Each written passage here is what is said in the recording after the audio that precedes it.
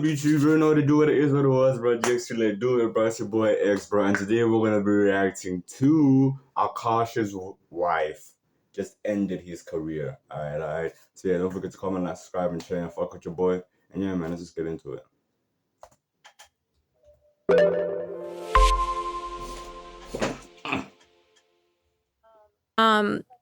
So her husband works a lot in Paris, and she was like, "Oh, I'm going to Paris to be with my husband because he was like there for work." And she kind of invited us, but I was like, "Wait, that would actually be fun." And like me and Akash went, and we had the best time with them.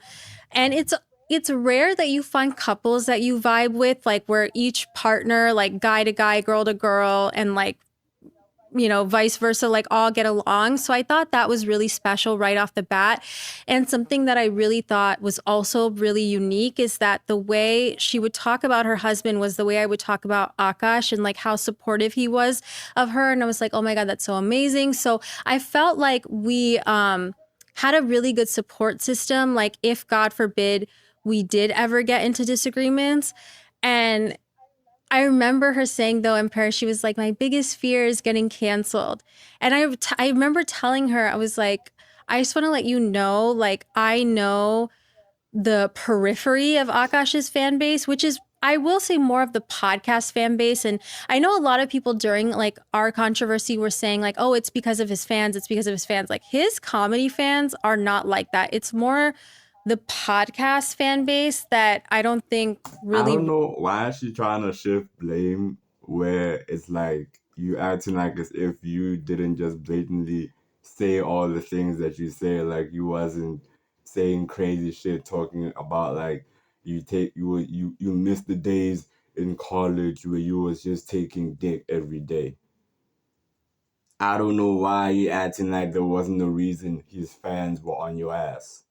I don't know why you acting like as if you are this, I don't know, nun of a wife who just respects her husband and does everything for her husband. And I don't know why she's acting like this, like as if she wasn't the one who didn't kiss her husband after he proposed to her, who blatantly just kissed him on the cheek, like as if his lips have, I don't know, like as if he just ate her ass. She's acting like, bro, I don't, bro. Yo. Alright. Resonate with him because a lot of them are like really racist and right wing. I think like those of them are more like that. But misogyny was like really crazy because obviously we know it exists in our society, but to see it so rampant and like full force and just like unapologetically there, I was like, oh my God, like this is a real fucking thing. And it's like, it was bizarre to me because I'm like, my husband can go on stage and literally has a joke in his special about like getting a hooker isn't like cheating, it's just outsourcing, which I really don't care. Like, I think it's a funny joke, but it's like if I say something that's equally, raunchy, like then I'm a whore or all these things. When it's Because you ain't a comedian. Like, what is she saying? No, like, come on, let's be for real, bitch. You ain't a comedian. You ain't that funny. You're just saying shit and hiding behind the fact that, oh my God, I'm just joking. No, this nigga's a fucking comedian. He goes on stage and produces, what do they call it? What do they call it? Fuck. He produces his jokes and they're actually funny. You are on a podcast, ma'am. You're on a podcast talking about some, yeah, and I just said it again, yeah. Yo, there was a time when she was talking about she wants to have a threesome with her best friend's husband. Are you seriously talking about? And you're gonna be like, man, I was just joking, man. I was just joking. I don't really want that nigga's 10-inch dick. Come on now, bro. Come on, bro. He's a comedian. You're not. End of story. Like, It's like, but the reality is what the reality is. It's like, I was a virgin when I met my husband. We lost our virginity to each other. And I never made that a part of my identity. I only shared that because I share my life story because I'm an oversharer, y'all made it a part of my identity and then used it against me. I don't give a fuck if I was a virgin or I wasn't, or if my body count was 100, but it wasn't. Those are just facts. So if you want to take like tongue-in-cheek videos and make it into something it's not, like that's not really a reflection of me, that's a reflection of them. And I think moral You wanna know how somebody's lying? They're gonna be on some, yeah, I didn't do that. But even if I did though, bitch, we know it's okay. Like, bro, like I would respect the person more if it was like, yeah, bro, I used to do drugs, but I'm clean now, bro. You know what I'm saying? I've been like 8 months clean, I'm still going strong. Instead of a person who's like, man, I ain't never touched no crack, nigga. I never used to suck dick for no crack, nigga. Don't tell me, no, like, bro, just tell us it's okay. We get it, bro. Like, yeah, if you was a hoe, it's okay. It's not okay though, but it's like, okay, like, yeah, bro, you're not the only one, so we get it, bro. Just admit it, and it's over. And we ain't gonna judge you. Like, I'm gonna judge you though. But you know what I'm saying? Now she's going like, come on, come on. over what people don't realize, like I don't even want to say his fucking name, but this fucking loser whose name you said, like he You're a was on the loser, Flagrant podcast like by the 5 way. fucking years ago. And my husband just humbled the shit out of him and basically embarrassed him because he was like, I think what you do is corny and it's not really helping men. So there's that. And I think every year he would try to like bait them by being like, oh, you guys are pussies or you guys are this. But then every year that clip would circulate. And I think deep down, it really embarrassed and humiliated and emasculated him. So when all of this first started, it was like very clear to see that there was like a lot of bot farming as well. And I could tell there were bots because like the 1,500 followers I gained on Instagram, I immediately lost like within the span of 2 months. So it was like up and then down. And then like all the nastiest comments on my Instagram videos that I didn't even delete, like a month later, it was all no, no, no, no, no. So it was like, it was starting to become clear that there were like a lot of bots. Which is funny because they say very racist things against Indians and South Asians, but like that's where you get your bots. Um, yeah, and there was something else I was gonna say, but I think that's why people were saying, "Oh, it's PR, it's PR." Like I would never, and my husband would never like have to do anything for PR. Like all of the traffic I got was organic before that. So I think he had like a score to settle, but instead of like doing it like a man, he did it like a little bitch and like came at me. So, which I never really thought anyone would do because it's also like if you have a certain like ideal of like you don't want women working and you don't want that, like wouldn't I fit your ideal? Like I'm relying on my man to provide for me. So, I don't know. I just a lot of their logic is backwards to me, but yeah, the whole experience was like very weird and unsettling. I don't think whoever she's talking about minds that she doesn't work. I think the problem is that you have blatantly admitted that you don't do shit at home, ma'am. You don't do shit at home. You don't cook. The only time you cook is for your dog. And that's crazy because you have a whole husband who goes on tour around the world or around America, provides money for you, and you're over here not doing shit at home. You're over here just, what? Just scrolling through TikTok? Hmm? Going to do a little podcast and coming home and be like, oh, I'm so tired. While your fucking husband is over here traveling, getting shit done, getting the money, and you're over here complaining when you don't do shit at home. You don't even cook for your fucking husband. Like, bro, like, you don't do anything. That's the problem. If you was cooking, if you was cleaning, if you was doing the laundry, keeping the home clean, like, you don't even have kids.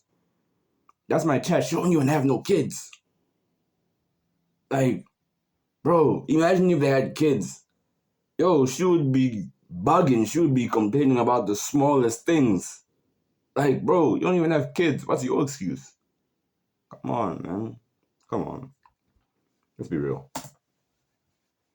But my mom, like I was really happy that we ended up going to India at the time that we did because we went to their Bar Sahib, which is the holiest Sikh temple. And I was with my mom and she's just like my rock in my center and she's just so spiritually aligned. And I've talked about this before, but she's gone through like significant trauma in her life. So just hearing her perspective, I'm like, this actually isn't that bad. Like, of course, like, I don't want people to talk about me like in this way, but like, who the fuck really cares? Like, if you know about me, cool. If it's because of this, oh well. Is Like, your mom cognizant of like everything that's going on? Bro, she gonna be talking about some, yeah, I don't really care about this, but you're talking about it though.